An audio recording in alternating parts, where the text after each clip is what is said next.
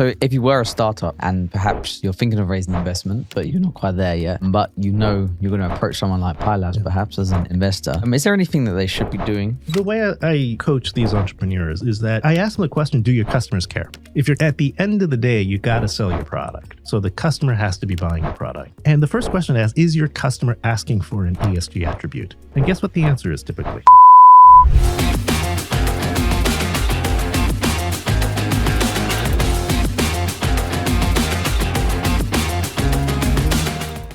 We can talk about ESG and how these investors have to invest in sustainability as a part of ESG. But before we go there, you mentioned earlier that about this rental of energy, of cooling. So where we are currently in the world when we decide to have certain regulations, for example, in terms of thermal efficiency of the building envelope, what are we thinking about? Are we thinking about, so net zero is the home which does not consume any external electricity. Is that correct? Net zero energy homes? Yeah. Net zero energy homes is that it produces what it consumes, but it could be a net. So that way it's still consuming energy on the grid. It's just putting back into the grid what it's consuming from the grid. Okay. All right. So to finish off my question, it's quite long. So globally, when we think about regulation and regulating the energy efficiency of homes, what are we thinking? Because there's in the UK, for example, the regulation is telling you what is the minimum requirement, and usually people stick to it, and they don't want to put anything else unless they want to advertise the property development that is like super extra efficient, right?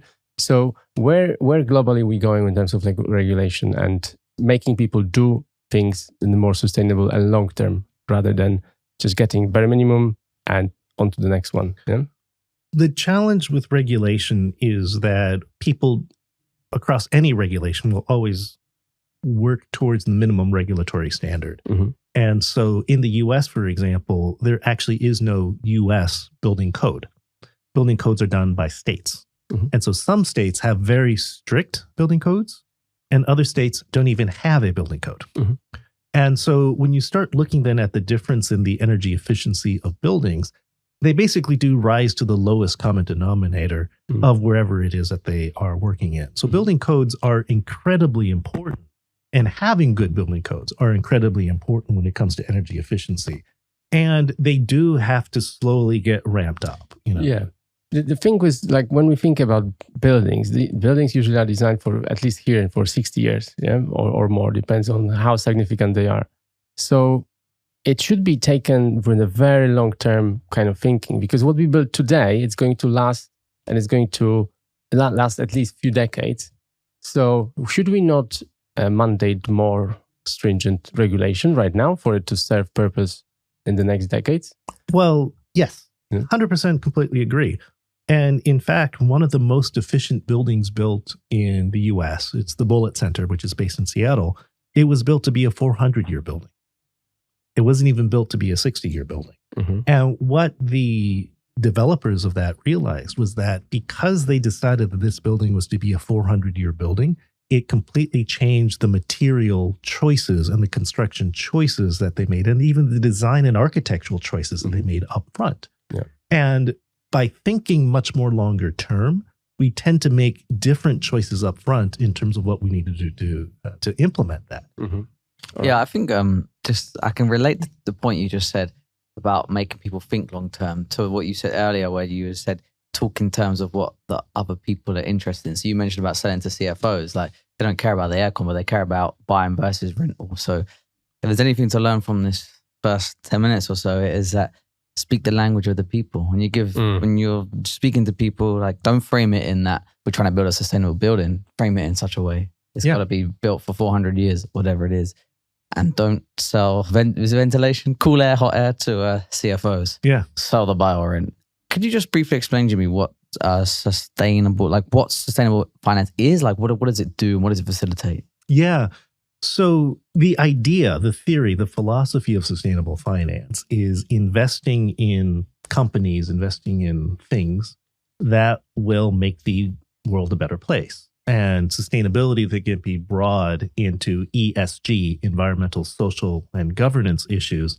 So sustainable finance then is quite a broad church to be able to house many different issues. You could say about 100 KPIs, 100 indicators get housed underneath this sustainable finance umbrella.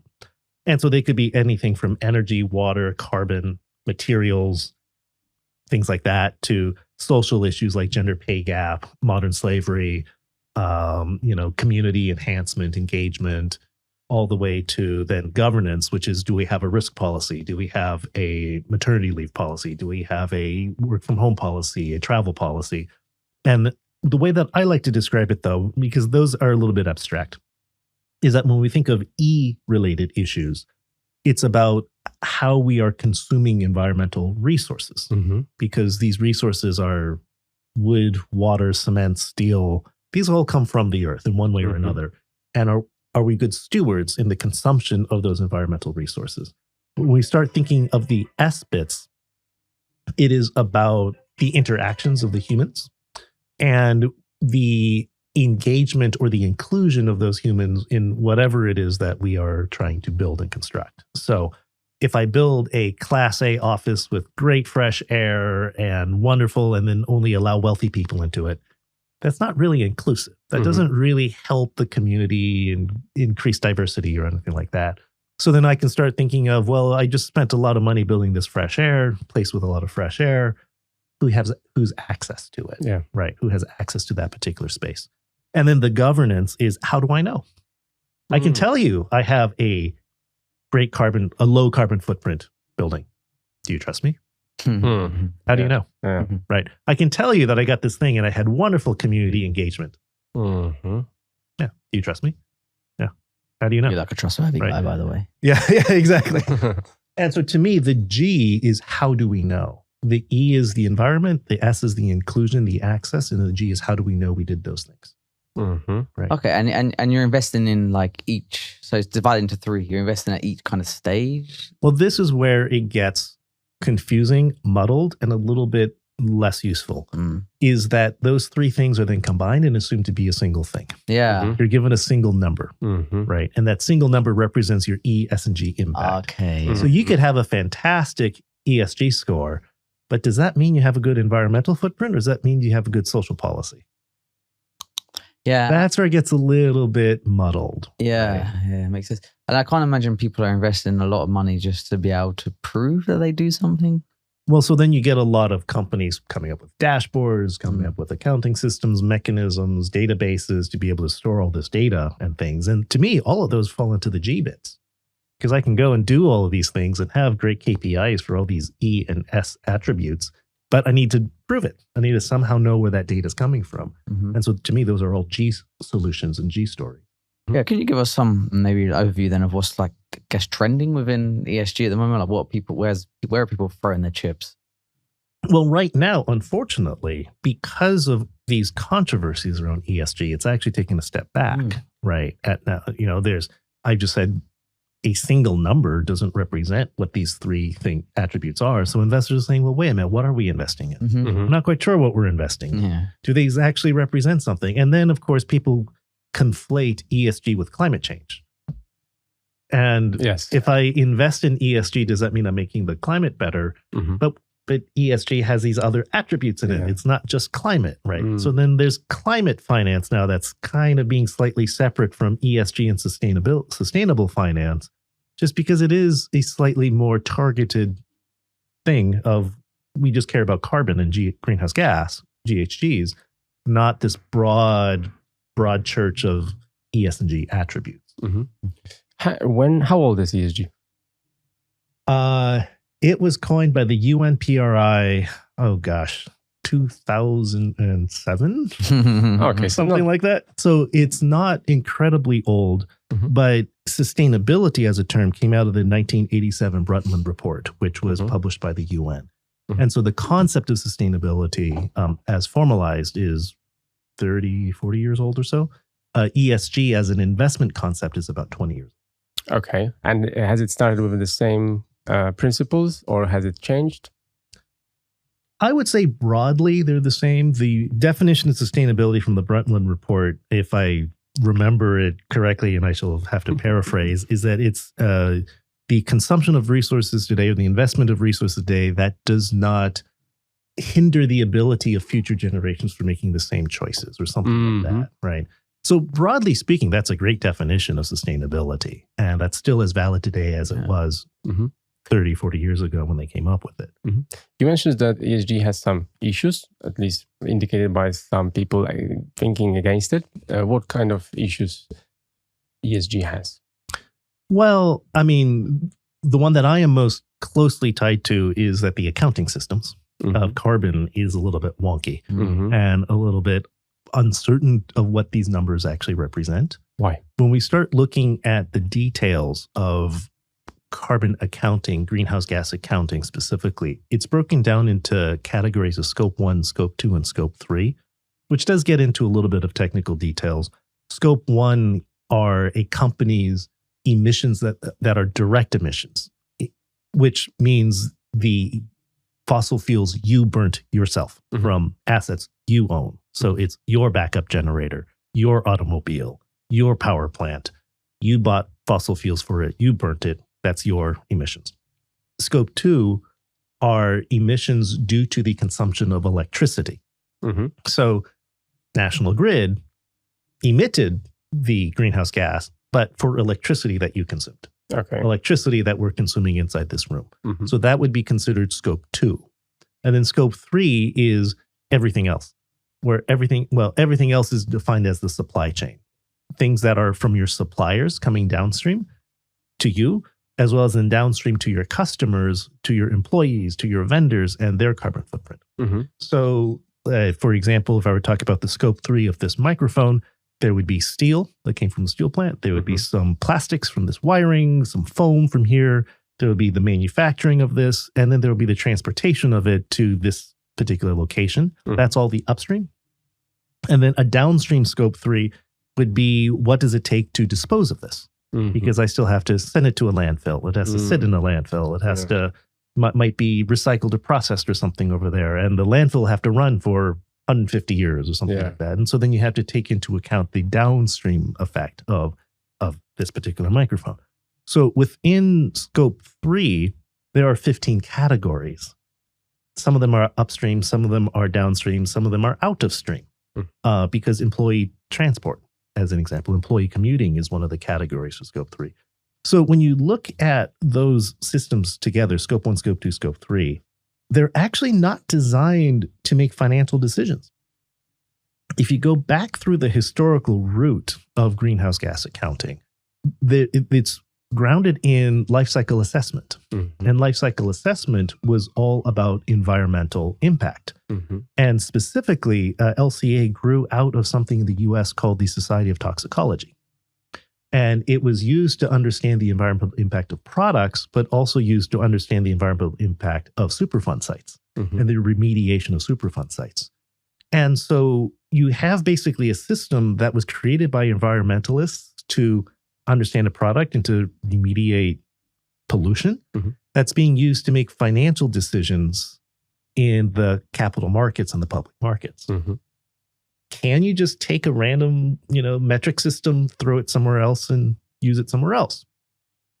The example I like to give for that is, can you use gold medals to decide who's the best athlete at an Olympic Games? Okay. Gold medals. We all know what it is. It means you're really good at a sport.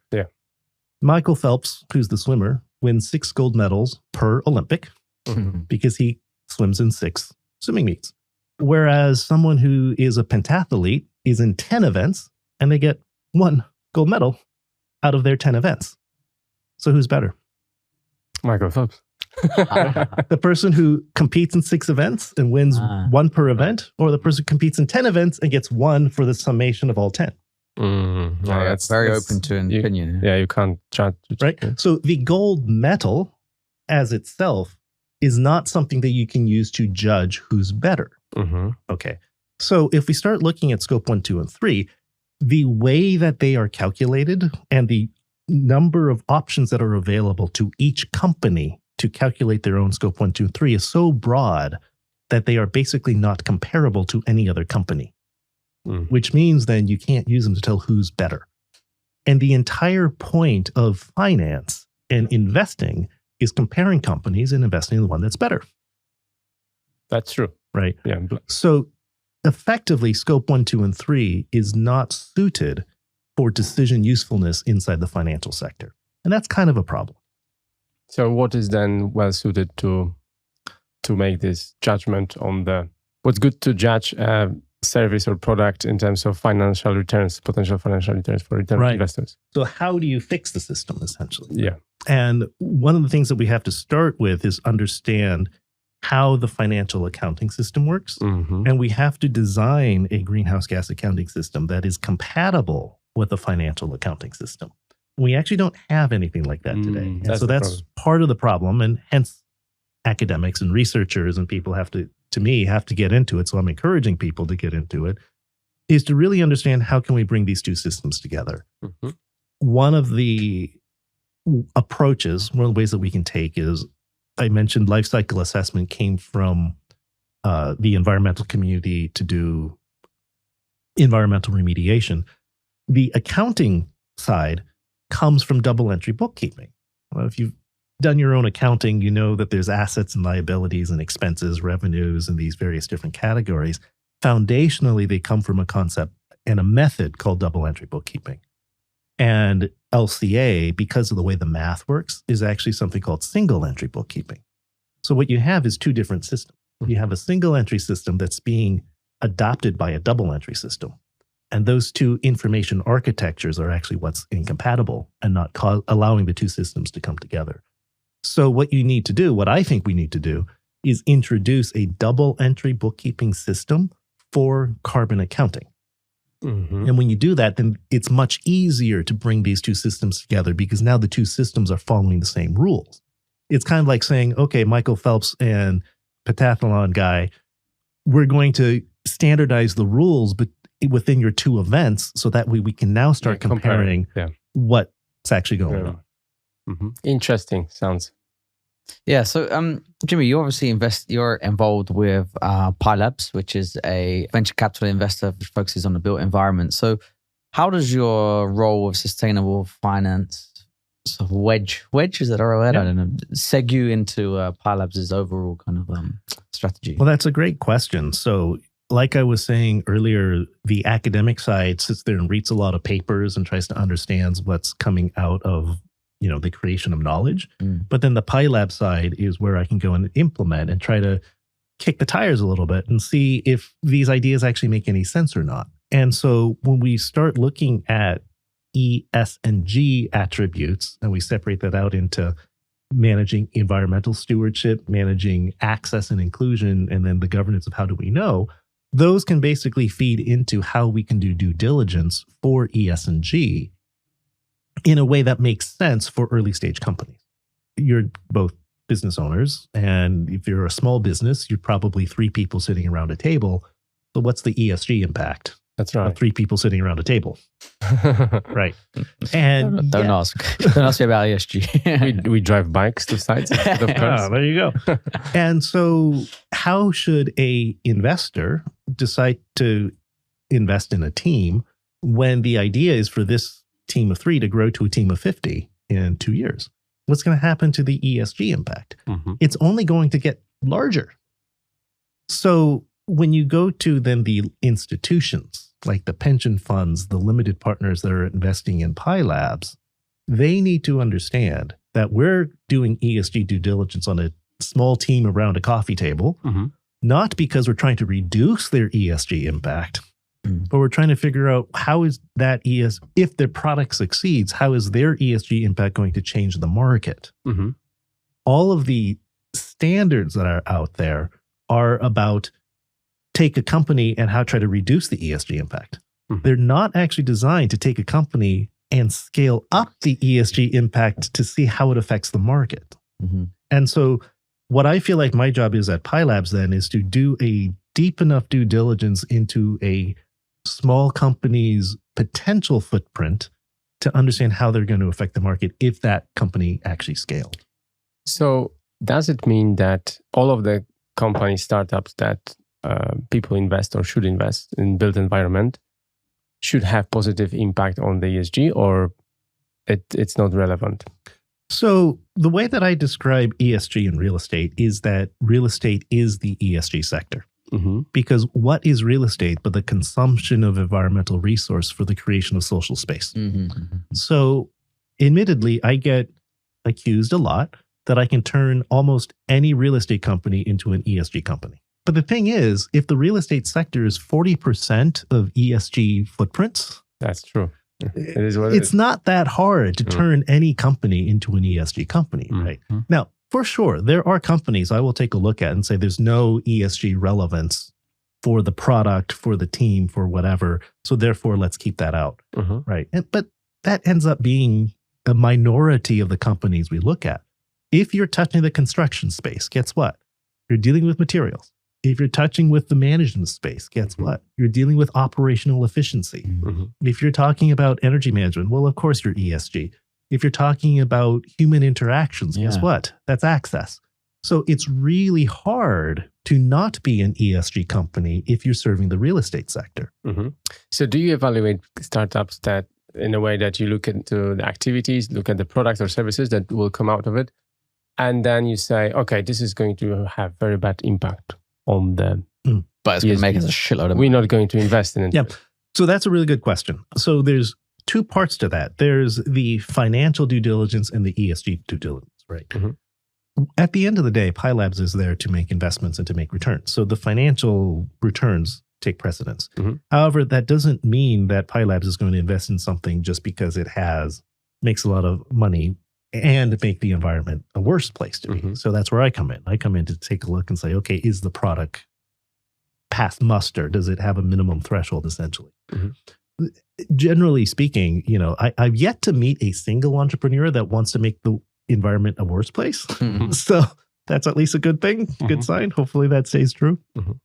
Where the entrepreneurs tend to need a little bit of guidance and help is trying to understand what is their ESG KPIs that are relevant to the product that they are working on. So as an example, when I was working with the company early on, they have since changed their strategy, so it's no longer relevant. They were looking at, it was a house painting robot. So, wall climbing, house painting robot, things like that. They're now doing inspections. So, but because they were painting, I asked them, well, do you have the data for the volume of paint? Well, of course they do. It's a robot. Yeah. You put it in. It's like, great. If you know the volume of paint, you know how much volatile organic compounds are in there. And if you know that, you know what the ESG impact is going to be because you have that data already. Well, I mean, they were fantastic engineers who were building a robot. They never thought that the volume of paint would be relevant to the ESG expert, right? So frequently what I'm doing is educating these startups and the entrepreneurs what aspects of their product is interesting to the ESG community. And therefore, they should start creating the database schema to keep track of those KPIs, because at some point, some customer is going to ask them for that data. And it's better for them to just have it ready instead of having to go back and build it when they're asked for it. Interesting. Yeah. So if you were a startup and perhaps you're thinking of raising investment, but you're not quite there yet, but you're going to approach someone like Pi Labs perhaps as an investor, is there anything that they should be doing? Like you touched on building the database schema, but something. Well, the way I coach these entrepreneurs is that I ask them the question, do your customers care? If at the end of the day, you got to sell your product. So the customer has to be buying your product. And the first question I ask, is your customer asking for an ESG attribute? And guess what the answer is typically? No. Yes? No. The answer is no. They're not selling an ESG attribute, which is 100% perfectly legitimate because you're trying to just simply sell product. Right? You're trying to sell innovations. The next question is, okay, if they're not asking for it, what might they need in the future? Or what might your customer's customer need in the future that if you had the data today, you could win the bid when you're in the final competition? So I like to say ESG doesn't get you the sale. The ESG doesn't get you the lead, but ESG could win you the sale. Okay. Very nice. But if you don't have a product, you're not even going to get the lead. And so to me, ESG is the closer. ESG is not the opener of any product that for any entrepreneur that I work with. Can I touch on this robot startup?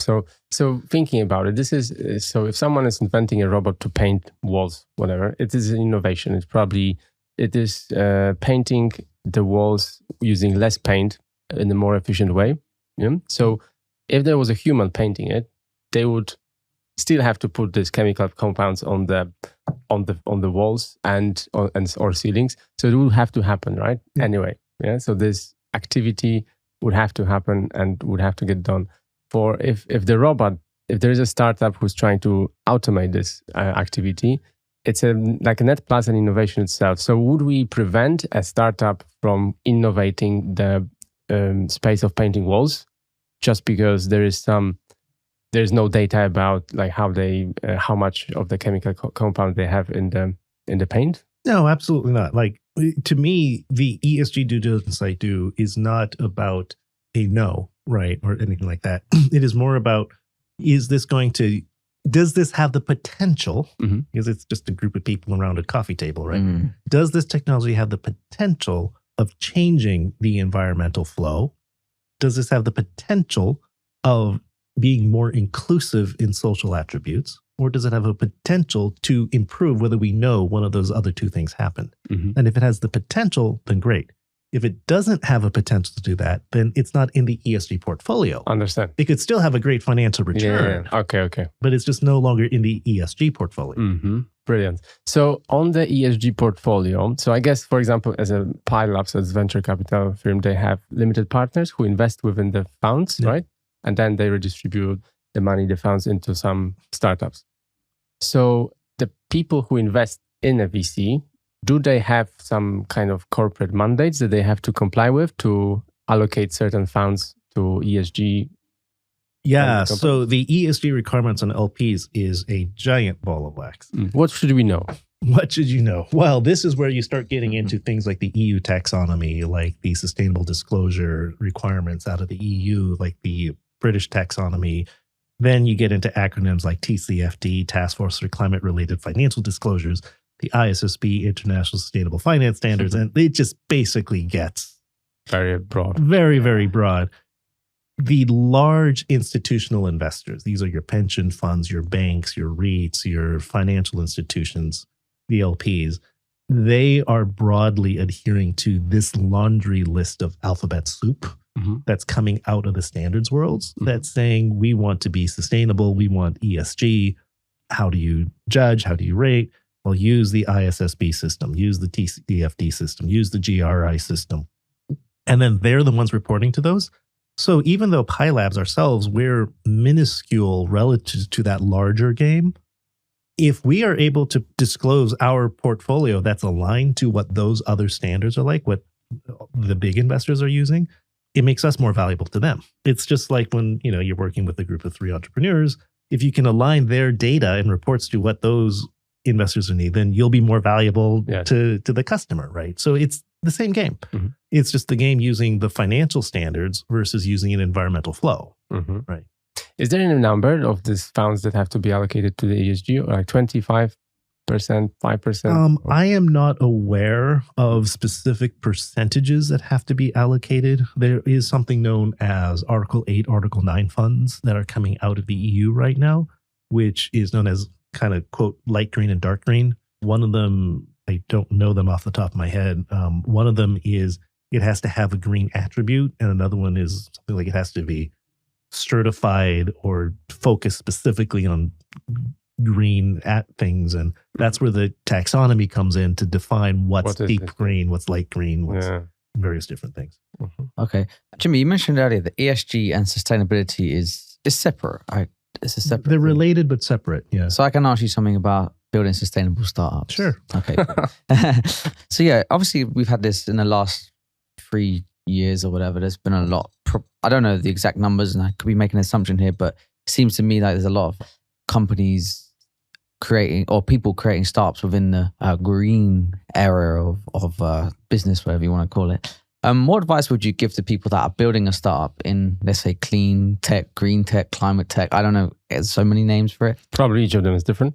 Probably, probably slightly different. Yeah, I know. So yeah, how do you ensure people are not just building a startup because that is a kind of cool thing to do, as opposed to something that is truly creating value and has a use case? Yeah. Startups is a interesting, weird culture world. underbelly of society. I don't know if it's an underbelly, but it's a subculture of the business world, right? Yeah. And it's the people who are scrappy, who are innovative, who are a little bit more audacious, a little bit more. Let me go on a side tangent of that. One of the best quotes of an entrepreneur I read was actually in a book on the history of IBM. And the author of this book said that, contrary to belief, entrepreneurs are not risk takers. They are actually risk averse. Because you don't find entrepreneurs in casinos. Yeah. Right? That's true. Because if entrepreneurs were risk takers, why wouldn't you go and bet? Right? Instead, entrepreneurs are like challenges. They like rock climbing. They like hiking. They like doing things with their own where they have a lot of control, but it takes a lot of skill. And so they're skill seekers, not risk takers. Right. So when we start simplifying that down, what you see with a lot of entrepreneurs is they're trying to problem solve. So the good ones, the way to tell the difference between them is that the ones who are problem solving something that is missing, something that is a problem, something that's hanging over someone's head, diagnosing and figuring that out, and it's just like trying to climb a wall. You're trying to figure it out and you don't know how, and you're just simply banging your head against the wall, trying to figure it out. Those are the good entrepreneurs. And those entrepreneurs, if you're listening to this, that's what I encourage you to be. Try to find a problem and try to bang your head against the wall, trying to fix whatever that problem is. So then it comes down to, okay, what's the E, S, or G attribute that your problem is related to? So that could be materials, that could be energy, that could be water, that could be social, that could be whatever. But for each one of them, there are business processes to handle it. If you go into a company, let me give you this example. We've now mostly shifted over to online billing for electric utilities, right? But I'm sure there's still some people who are paper paying their bills and things like that. Guess how many steps are typical from the physical receipt of a paper bill to the cutting a check on the other side that gets mailed to the electric utility? Guess how many business process steps happens in between those two? 3. Anywhere from 20 to 40. Someone has to open the letter. Someone has to enter the letter into the accounting system. Someone has to pass that to someone else who then audits to make sure that it was from the right building, because you might have 100 electric bills. Someone then has to authorize the budget. And so by the time it goes through the entire company, you're talking about 20, 40 steps easy. So of energy spent. The process of just paying a physical electric utility bill that has a financial cost to it. Yeah. It's not free, right? It's $10, $50, $60, $100 just to process a physical bill. So if an entrepreneur came, and a lot of entrepreneurs came in the US to automatically pay electric bills. So they reduced a process that was 40 to 60 steps into something that was 10 steps. Guess what? That's a fantastic business process optimization that now created for the companies a database of how much electricity they spent, instead of having to chase down there was a school district I work with. They had 300 schools, which meant they had 300 electric bills that they were paying manually. Wow. So if they were trying to figure out what was their energy footprint for the year, guess what the sustainability guy had to do? Find the closet with 300 schools worth of monthly utility bills and enter it into a spreadsheet. So just automatically paying bills meant that entire business process disappeared and made it easier to diagnose energy efficiencies built on top of that, right? So you don't have to go out there and change the way that we generate electricity. You can change a business process that is a pain for a customer that somehow has a good ESG outcome on the other side. Very nice. Would you tell us a little bit more about some other interesting businesses that you like from venture investing point of view that have like positive ESG impact? I mean, personally, I love any company that deals or reduces with waste management, and specifically within the construction sector of the real estate, right? Construction has probably anywhere from 20, 30, 40% over purchasing of materials, reworking of the construction. And so it by itself generates a lot of waste, even getting to the build out and the lease out of the the final product. And so there's a number of companies that Pi Labs have invested in, which reduces the tender process of subcontractors for the contractor, that tracks the materials that enter into a construction site and the waste that leaves a construction site, that tracks the actual building of the structure itself to make sure it's aligned with the architectural designs of the things. So all of those are actually managing business processes that the construction people have to do on a manual basis, and do it in such a way that it saves time, saves money, has a return, and also happens to reduce waste, right? So again, those are all examples, and those are 3 different companies, and they're companies that they didn't intentionally go in there to be an ESG company, but the business process that they optimized has a gigantic ESG impact just by the sheer fact of them selling themselves. All right. Just wanted to ask you about your view on energy consumption in the Western world comparing to, let's say, more Eastern areas of the world. So you mentioned that ESG here was invented in 2007, around that time, where the majority of the Western countries are very well developed, and we can kind of work on getting better quality of these buildings. Whereas, for example, in countries in Asia, there is still a huge development that needs to happen for them to be at the level that we are here in the Western world. So how do we tackle this issue when we want ESG and over there they just want to get things done? Absolutely. And I do work with a couple of companies in Southeast Asia specifically implementing net zero transition plans across their portfolio, right? And these are multinational conglomerates that are working in that region. And each region has a different challenge. The challenge here is there's mature building stock that we're trying to renovate or retrofit. Whereas down there, it's new building stock that they're building in order to serve a social good, which is lifting people out of poverty. Yes. You can't argue against that. But what you find is that the standards that are written tend to be not fit for purpose for applications in those areas. So an example with the company that we worked with, everything is about reduction. Everything's reduction. But because they're in the construction business, everything is about growth. So then how do you couple the growth with the decarbonization that needs to happen, right? And this is one of the things... Does it mean that construction needs to be more expensive? Well, this is a thing where the accounting of it comes into play. And it's actually very, very important. Because what's the difference between existing stock and new stock is the time of when it was built. Right.